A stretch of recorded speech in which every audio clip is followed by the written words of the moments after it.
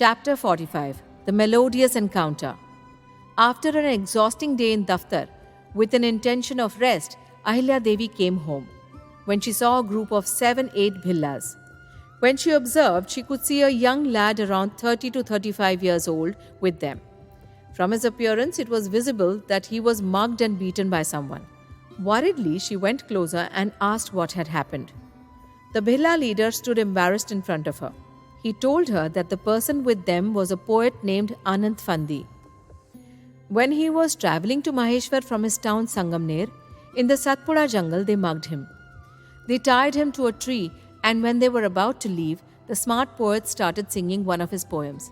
His voice was so melodious that instead of leaving him behind and running away, they kept listening to his song. They asked him where he wanted to go, and he told them that he wanted to meet Ahilya Devi once to show her his talent. The moment they heard her name, they realized their mistake. They returned the things they had mugged from him and brought him to Maheshwar safely. Ahilya Devi warned them and set them off. Ahilya Devi asked Anand Fandi about what kind of poems he wrote. He told her that he was a shair from Maharashtra and wrote Lavani and Povara. She called everyone from the house. Muktabai, Harkubai, Renu, everyone sat there while he performed the Lavani he had written.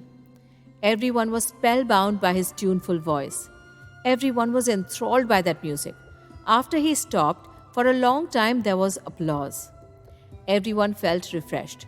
As a reward, Ahilya Devi gave him a gold bracelet and some money.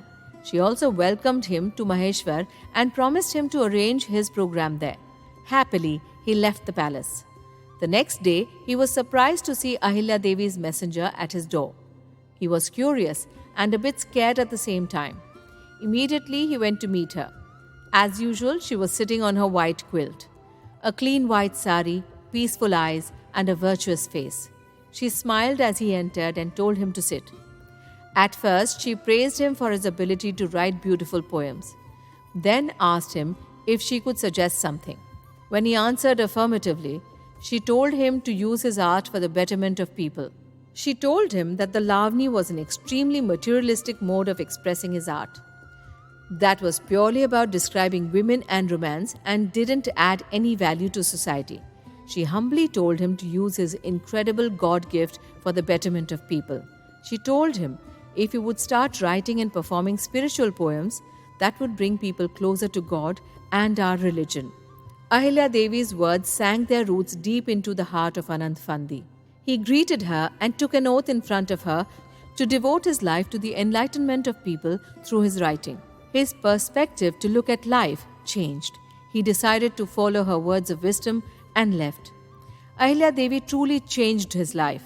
Later, Anand Fandi wrote many bhajans and spiritual poems, and without a doubt, people loved his creations a lot.